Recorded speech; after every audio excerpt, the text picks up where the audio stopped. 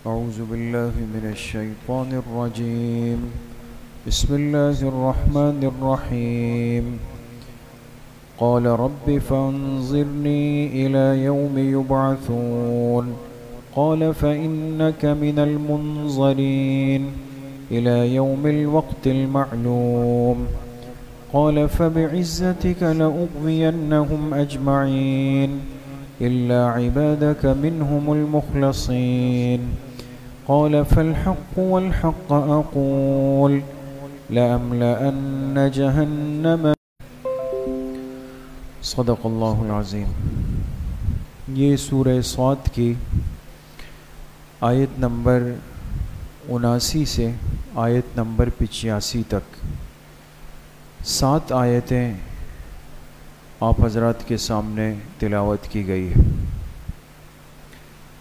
گزشتہ کل کے درس میں یہ بات چل رہی تھی کہ جب اللہ تعالیٰ نے اس کائنات میں انسانوں کی تخلیق کا ارادہ فرمایا، فرشتوں نے ایک سوال پیش کیا اور اللہ پاک سے عرض کی کہ اے اللہ، کیا ہم آپ کی تسبیح کے لیے، حمد و ثنا کے لیے، تعریف کے لیے، عبادت کے لیے کیا ہم کافی نہیں تھے یا ہم سے کوئی کمی کوتاہی ہو گئی؟ اور آپ جو مخلوق پیدا کرنا چاہتے ہیں تو ان کی سرشت میں تو فتنہ و فساد ہے، قتل و قتال ہے، زمین میں خون بہے گا، اختلافات ہوں گے. تو اللہ تعالیٰ نے ان کو سمجھانے کے لیے آدم علیہ السلام اور ان فرشتوں کے مابین ایک علمی امتحان رکھا. وہ امتحان کیسے ہوا کہ آدم علیہ السلام اور فرشتوں کے سامنے مختلف چیزوں کے نام بتائے گئے، ذکر کیے گئے. لیکن جب امتحان کا وقت آیا، اللہ پاک نے فرشتوں سے پوچھا کہ ان چیزوں کے نام بتائیں، وہ نہیں بتا سکے. آدم علیہ السلام سے جب پوچھا گیا، انہوں نے فر بتا دیا، امتحان میں کامیاب ہو گئے. پھر آدم علیہ السلام کو سجدے کا حکم دیا گیا کہ سب کے سب فرشتے مل کر ان کو کیا ماحول میں رہتا تھا، ان کے ساتھ رہتا تھا، اس نے سجدہ نہیں کیا، سجدے سے انکار کیا اور اللہ پاک کے سامنے حجت اور دلیل پیش کرنے لگا کہ بھئی میں اس سے زیادہ بہتر ہوں، زیادہ خیر والا ہوں، مجھے آگ سے پیدا کیا گیا، اس کو مٹی سے پیدا کیا گیا. تو کل کے درس میں ایک روایت میں نے حضرت مجدد الفسانی رحمۃ اللہ علیہ والی پیش کی، کسی ساتھی کو یاد ہے؟ وہ روایت پیش کی کہ انسان کا ذہن تو شاید یہ کہتا ہے کہ خاک اور مٹی کے مقابلے میں شاید نور کی حیثیت زیادہ ہے نا؟ لیکن انہوں نے کیا روایت پیش کی کہ خاک اور مٹی سے بنا ہوا انسان یہ نور سے بنے ہوئے فرشتوں سے آگے بڑھ جاتا ہے. کیوں؟ اس لیے کہ اللہ پاک کی ذات کی تجلیات کا عکس وہ کس پہ پڑتا ہے؟ انسان پہ پڑتا ہے. اور اللہ کی صفات کی تجلیات کا عکس کس پہ پڑتا ہے؟ فرشتوں پہ پڑتا ہے. اسی لیے تمام انبیاء علیہم السلام وہ دائرہ بشریت میں آئے، ان کے وجود پر، ان کے خمیر پر اللہ کی ذات کی تجلیات کا عکس پڑا ہے. ٹھیک ہے؟ تو اس نے تکبر کیا، اپنے آپ کو بڑا سمجھا، تو اللہ پاک نے اس کو محروم کیا. وَإِنَّ عَلَيْكَ لَعْنَتِي إِلَى يَوْمِ الدِّينِ، جاؤ قیامت کے دن تک تم پر میری لعنت اب برستی رہے گی. یہ بات. تو آج کی آیات میں اللہ پاک نے اسی کا تذکرہ کیا ہے. جب یہ اللہ کی بارگاہ سے محروم ہوا، اس پر لعنت ڈال دی گئی، تو اس محرومی میں جاتے جاتے اس نے اللہ پاک سے ایک درخواست کی اور اللہ پاک سے ایک چیز مانگ لی. کس نے؟ شیطان نے. ان آیات میں اس کا تذکرہ ہے. قال ربی فانذرنی الی یوم یبعثون. ابلیس شیطان کہنے لگا ربی اے میرے رب، اے میرے، یہ کون کہہ رہا ہے؟ دیکھیں اللہ پاک کو رب کہنے کا منکر نہیں ہے، اس رب مانتا ہے ان کو. اے میرے رب فانذرنی الی یوم یبعثون، میں محروم تو ہو گیا، اب آپ اتنا فرما دیں کہ مجھے مہلت دے دیجئے الی یوم، اس دن تک، یبعثون، جس دن انسانوں کو دوبارہ زندہ کر کے اٹھایا جائے گا. غور کر رہے ہیں دوستو، اس دن تک مجھے مہلت دے دے جس دن انسانوں کو دوبارہ اٹھایا جائے گا. قال، اللہ تعالیٰ نے فرمایا فَإِنَّكَ مِنَ الْمُنظَرِينَ، تیرا مانگا ہوا قبول ہے، تجھے مہلت دی جا رہی ہے، لیکن پوری دعا تیری قبول نہیں. تجھے مہلت کہاں تک ملے گی؟ الی یوم الوقت المعلوم، ایک وقت مقررہ کے دن تک. بات سمجھ گئے؟ قال، اب شیطان نے کہا فبعزتک، اے اللہ آپ کے عزت کی قسم، لأغوینہم اجمعین، میں ان سب کے سب انسانوں کو گمراہ کر کے رہوں گا، گمراہ کروں گا. پھر فوراً کہا الا، ہاں، عبادک منہم المخلصین، آپ کے وہ بندے جو اس میں سے منتخب ہوں گے، چنے ہوئے، ان پر میری محنت کا اثر نہیں ہو سکے گا. قال فالحق والحق اقول، اللہ تعالیٰ نے ارشاد فرمایا حق بات میری طرف سے ہے اور میں ہمیشہ حق ہی کہتا ہوں. وہ کیا ہے؟ لَأَمْلَأَنَّ جَهَنَّمَ مِنْكَ وَمِمَّنْ تَبِعَكَ مِنْهُمْ أَجْمَعِينَ. تم اپنا زور لگاؤ دنیا میں لوگوں کو گمراہ کرنے میں، لیکن اب میرا بھی سن لو کہ میں ضرور بالضرور جہنم کو بھروں گا تجھ سے، اور جو بھی تیری اتباع کرے گا ان لوگوں میں سے، ان سب کے سب سے میں جہنم کو بھر دوں گا. بات سمجھ گئے دوست؟ یہ وہی معاملات ہے دوستوں جو آپ کے سامنے آئے کہ شیطان نے آدم علیہ السلام کے سامنے سجدہ کرنے سے انکار کیا، اور انکار کا سبب اور کچھ نہیں تھا سوائے کس کے؟ تکبر کے، بڑائی کے، کہ میں تو کچھ ہوں، اور اس تکبر کی وجہ سے راندہ درگاہ ہوا، ہمیشہ ہمیشہ کے لیے محروم ہوا.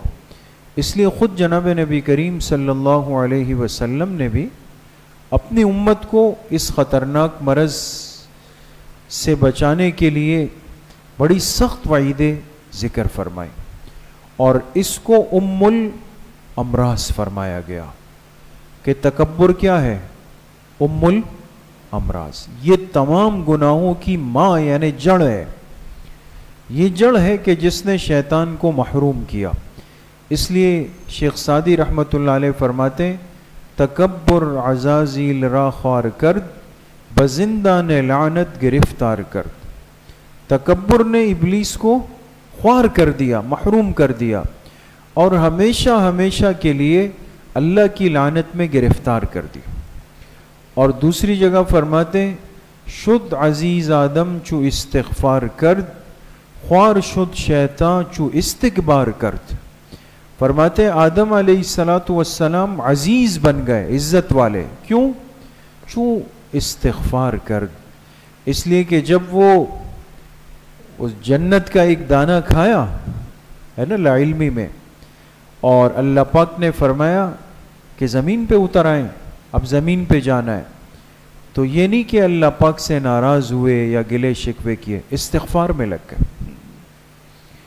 اور جو استغفار میں لگتا ہے اس کو عزت ملتی. اور خوار شد شیطان چو استکبار کرد، لیکن چونکہ شیطان ابلیس نے غلطی بھی کی، پھر تکبر بھی کر رہا ہے، ہمیشہ کے لیے محروم ہو گیا. تو اللہ کے سامنے کھڑا ہو گیا، اللہ نے فرمایا محروم. اب جاتے جاتے اللہ پاک سے اپنے لیے ایک دعا مانگ کے گیا. اور وہ دعا کیا کی؟ اللہ پاک سے کیا چیز مانگی کہ اللہ اب تو محروم ہوں، اتنا کر دے کہ میری زندگی کو طویل کر دے، بڑھا دے. کتنا لمبا کر دے؟ فانظرنی الی یوم یبعثون، جس دن لوگوں کو مرنے کے بعد دوبارہ اٹھایا جائے گا اس دن تک مجھے زندگی دے دیں. یہاں ایک چیز ذہن میں رکھیں، ہمیشہ آسانی رہے گی. اس کائنات کا اختتام ہوگا جب پہلا سور پھونکا جائے گا، ہے نا؟ یہ تو ہم سب سنتے ہیں کہ حضرت اسرافیل علیہ السلام سور پھونک دیں گے، ایک آواز ہوگی، اور اس سور کی آواز سنتے ہی ہر مخلوق وہ کیا ہو جائے گی؟ بے جان ہو کے گر جائے گی، ختم. اس کو کہا جاتا ہے نفخہ اولا. اس کو کیا کہتے ہیں؟ نفخہ اولا. نفخہ کہتے ہیں سور پھونکنے کو، یہ نفخہ اولا ہے. نفخہ اولا پہ انسانیت اور ہر جاندار کا اختتام ہے دوستوں، ٹھیک ہے؟ اب کتنا عرصہ گزرے گا اور لوگ کتنا عرصے تک بے جان پڑے رہیں گے موت کی اس حالت میں، کسی کو نہیں پتا، صرف اللہ پاک کے علم. پھر جب اللہ پاک کے حکم کے مطابق وہ وقت آئے گا اور اب انسانیت کو دوبارہ زندہ کرنا ہے، اب دوبارہ ایک سور پھونکا جائے گا اور اس سور کی آواز سنتے ہی ہر بے جان کیا ہو جائے گا؟ جاندار ہو جائے گا. اس کو کہتے ہیں نفخہ ثانیہ. پہلے والے وہ کیا کہتے ہیں؟ نفخہ اولا. اولا کے معنی پہلے کے. اس کو کہتے ہیں نفخہ دوسرا سور. پہلے سور پر انسانیت اور ہر جاندار پہ موت آنی ہے، دوسرے سور پر ہر بے جان میں جان آنی ہے. یہاں تک پہنچ گئے دوستوں؟ اب بتائیں شیطان نے اللہ پاک سے زندگی کی مہلت کب تک مانگی؟ نفخہ اولا تک یا ثانیہ تک؟ ثانی. کیوں؟ اس بیچ میں موت کا مرحلہ ہے. آپ اس کے ذہن اور عقل کو دیکھیں کہ اس نے جاتے جاتے بھی اپنا وہ تیر آخر میں چلانا چاہا کہ مجھے اتنی مہلت اللہ کی بارگاہ سے مل جائے کہ اس دنیا کی موت مجھ پر آئے نہیں. سمجھ میں آ رہی ہے بات دوستوں؟ اس کو اندازہ تو ہے، فرشتوں کے ماحول میں رہا ہے، اس کو پتہ ہے سکرات الموت کیا ہے، موت کی تکلیف کیا ہے. پھر ایک کافر منکر نافرمان کے ساتھ جو اللہ پاک معاملہ فرمائیں گے وہ کیا سخت کیفی، یہ سب چیزیں تو جانتا ہے. یہ علم تو اس کے پاس تھا، اس لیے آخر میں اس نے چلتے چلتے اپنے لیے جس کو کہتے ہیں نا ایک ریلیف حاصل کرنا، وہ ریلیف حاصل کرنا چاہا کہ محروم تو ہوں اور قیامت کے دن جہنم تو ہے، لیکن کم سے کم چلو یار یہ دنیا والی موت اور سکرات الموت کی تکلیف سے تو اپنے آپ کو بچا لوں. تو اللہ پاک سے کہا کہ اللہ باقی تو محروم ہو گیا ہمیشہ کے لیے، بس مجھے اتنی مہلت یعنی زندگی دے دیں کہ جس دن آپ لوگوں کو اٹھائیں گے.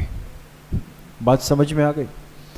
اللہ پاک کی طرف سے جواب آیا کہ تجھے مہلت دی گئی، تجھے مہلت.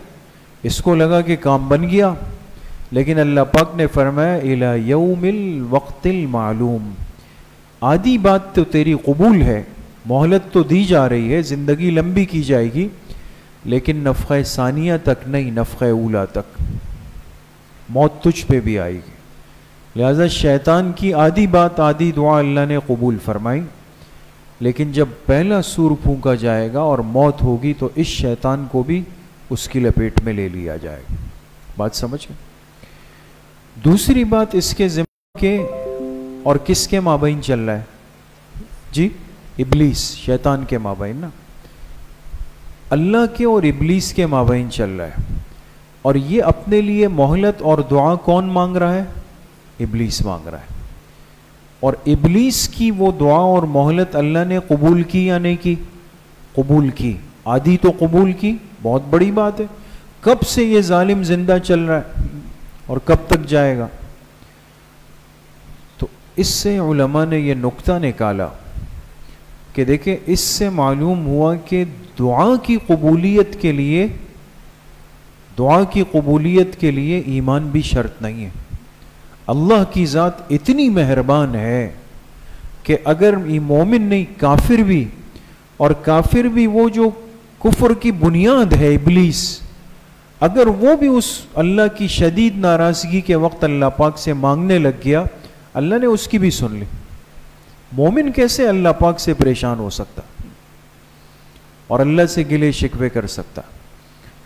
اور ایک حدیث ہمارے بزرگوں میں گزرے، حضرت مولانا صوفی عبدالحمید سواتی صاحب رحمۃ اللہ علیہ گجرانوالہ، اور یہ فاضل دارالعلوم دیوبند تھے، بہت بڑے عالم اور مفسر ہیں۔ ان کی تفسیر 20 جلدوں میں، جس کا نام ہے معالم العرفان، اس میں حضرت نے یہ حدیث نقل کی ہے اس آیت کے ضمن میں کہ اللہ پاک کافر کی دعا بھی سنتے ہیں، اور پھر فرمایا حدیث پاک میں آتا ہے جیسے جیسے قیامت کا زمانہ قریب آتا چلا جائے گا، اس وقت فاسق اور فاجر یعنی جو اللہ کے نافرمان بندے ہوں گے، ان کی دعاؤں کی قبولیت بشرطے کہ وہ اللہ سے مانگے، وہ ایمان والوں سے بھی زیادہ ہو جائے گی۔ بات سمجھ رہے ہیں دوست؟ اس لیے کہ اب قیامت قریب آ رہی ہے نا، اب تو اللہ پاک ان کے سارے ارمان اس دنیا میں پورے کریں گے، تاکہ اب یہ قیامت میں تو آنے والے ہیں میرے پاس، اب تو ہمیشہ ہمیشہ کی جہنم میں، مصیبت میں، ناکامی میں، آگ میں، اس میں جانے والے ہیں۔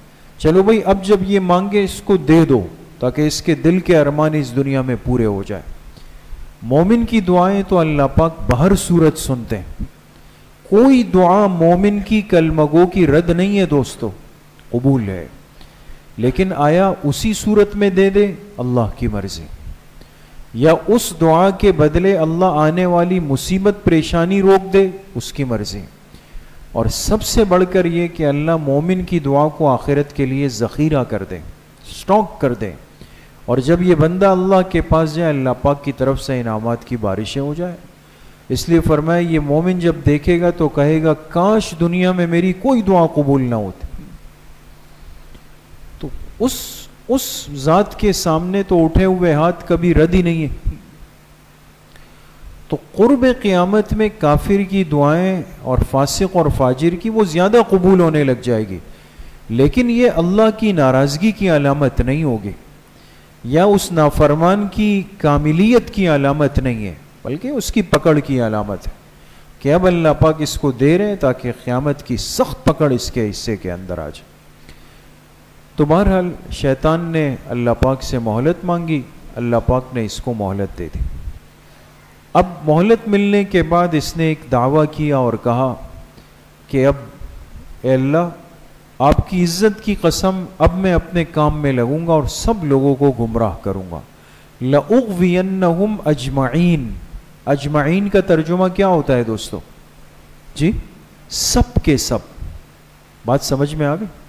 سب کے، اب سب کے سب کا مطلب تو سب ہے، جیسے مثال کے طور پہ آپ ابھی اعلان ہو جائے کہ بھئی درس میں بیٹھے ہوئے سب کے سب ساتھی دعا کے بعد بریانی کھا کے جائیں، ویسے بریانی ہے نہیں دوستو، خیال کریں مثال دے رہا ہوں، تو سب کے سب کا مطلب تو سبھی ہے۔ تو اب شیطان نے کہا کہ میں سب کے سب کو گمراہ کروں گا، لیکن فوراً اس کو احساس ہوا کہ بات بڑی کر گیا ہوں، کر سکوں گا نہیں، تو فوراً کہا الا عبادک منہم المخلصین، ہاں اے اللہ تیرے وہ بندے جو منتخب یعنی پکے ایمان والے چنے ہوئے، ان پر میرا داؤ نہیں چل سکے۔ فوراً اس کا استثناء کیا۔ ہمارے بزرگوں نے یہاں نکتہ لکھا کہ دیکھیں یہ جھوٹ بولنا اتنی بدترین چیز ہے، یہ بڑا جھوٹ بولنا، کہ وہ شیطان نے بھی اپنی بات سے ریورس کیا۔ پہلے کہا سب کو گمراہ کروں گا، پھر جب احساس ہوا نا کر نہیں سکوں گا، حالانکہ کہتے تھا جب اتنے سارے غلط اور گندے کام کر رہا ہے یہ جھوٹ بھی بول دیتا، لیکن جب اس کو اندازہ ہوا کہ یہ جھوٹ بہت بڑا بول گیا ہوں، تو وہ اس نے اس سے کیا کیا، رجوع کیا۔ معلوم ہوا کہ جھوٹ ایسی بدترین چیز ہے کہ شیطان جیسا منکر بھی اس کو اپنے اوپر ایک عار سمجھ رہا تھا کہ کل کر نہیں سکوں گا اور پھر مجھے کہا جائے کہ منہ چھوٹا تھا بات بڑی کر گئے تم. جھوٹ کو اتنا اس نے بھی عیب سمجھا. لیکن یہ تو ہم مسلمان ہیں کہ جھوٹ بھی بول جاتے ہیں اور بڑی سہولت اور آسانی کے ساتھ بول جاتے ہیں. تو بہرحال بہت بڑی نعمت ہے ایمان دوست، بہت بڑی نعمت ہے. اور یہ جب تک بندے کے پاس ہے تو آپ سمجھیں کہ اس کے پاس کوڈ ورڈ موجود ہے تالا کھولنے کا، اس کے پاس تالے کی چابی موجود ہے. اس لیے ایمان کی حفاظت بہت ضروری. ہر وہ گناہ اور ہر وہ فعل، ہر وہ بات جو ایمان کو متاثر اور کمزور کریں، اس سے حفاظت کی اشد ضرورت. اللہ کریم مجھے بھی آپ سب کو صحیح عمل کی توفیق نصیب فرمائے. الحمدللہ رب العالمین والصلاة والسلام علی سیدنا